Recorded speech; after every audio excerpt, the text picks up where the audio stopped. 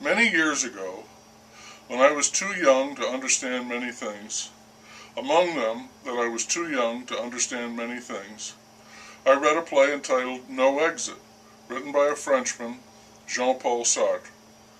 Like so much I experienced then, it sailed right over my head, although I dare say I probably thought I understood it. It was about three deceased people trapped in a room in hell, wondering where the fire and brimstone were, coming to realize that they were perdition. They were going to torture each other for eternity. From this one-act play came the famous expression, hell is other people. I did learn a little about the author back then, some of which may be true. He was a philosopher who espoused an outlook on life called existentialism. He wrote a very thick book about it called Being and Nothingness. The gist of it, as I recall, is that we have being, which is the condition of life, being alive, and there is also nothingness, which is the condition of not being alive. And that's it.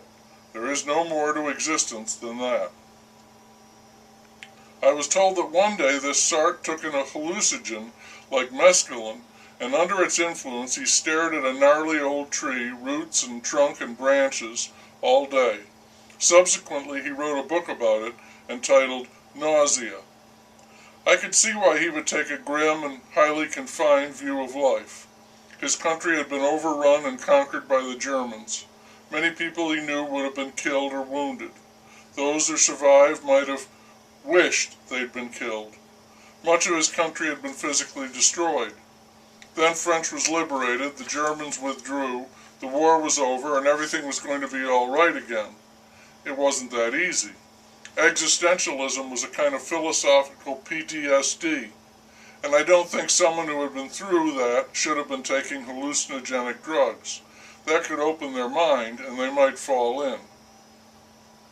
I haven't thought of Sartre or that play in years, but I was reminded of them recently when I heard someone sigh deeply and mutter the word people as if it were a curse, meaning why in the world do people do the things they do? Why in the world do people act the way they do? There's simply no way to account for it. And I'm not referring to murderers and molesters and rapists, although there's plenty of that. And I'm not even referring to the people who cut you off in traffic or let their enormous dogs shit in your yard when they are out walking them in the cover of the night. I'm talking about the way people treat one another as if the other person wasn't there, or was present but was not really a person, just some lesser animal not worthy of respect. That happens all the time. And that made me think of the line from Sartre's play that hell is other people. What puzzled me once, what struck me as an almost grotesque overstatement, exaggerated to make a point, now seems to be merely trivial, obvious, and true. People treat one another terribly on a regular basis. It's almost mystifying, and what's worse is the realization that I am also someone else's other people. I, who am no saint, but I think I act somewhat decently most of the time, I am someone's vision of a living hell.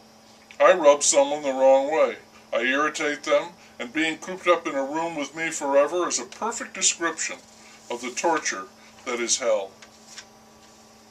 As a species, taken as a whole, my lord, we have a dismal, dismal record.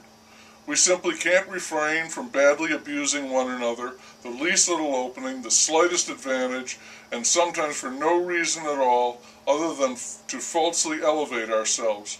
We will cut up another up or down or out. Hell is other people. It's not hell is people. People, generally, they're okay. Or, as the best-selling book had it, I'm okay, you're okay. But other people, it's those other people, all the people who are not me.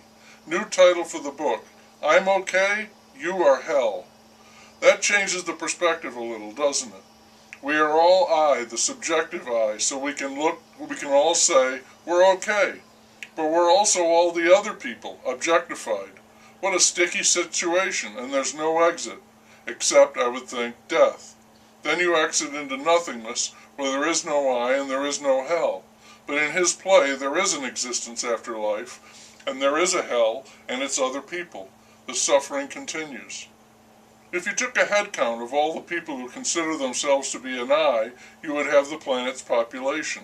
If you asked for all those who think of themselves as the other people, the category would be empty. No one thinks of themselves as being the other guy. So you see, logically, there is no one to blame for our woe. It's all those other people. They're out there, but you'll never find one.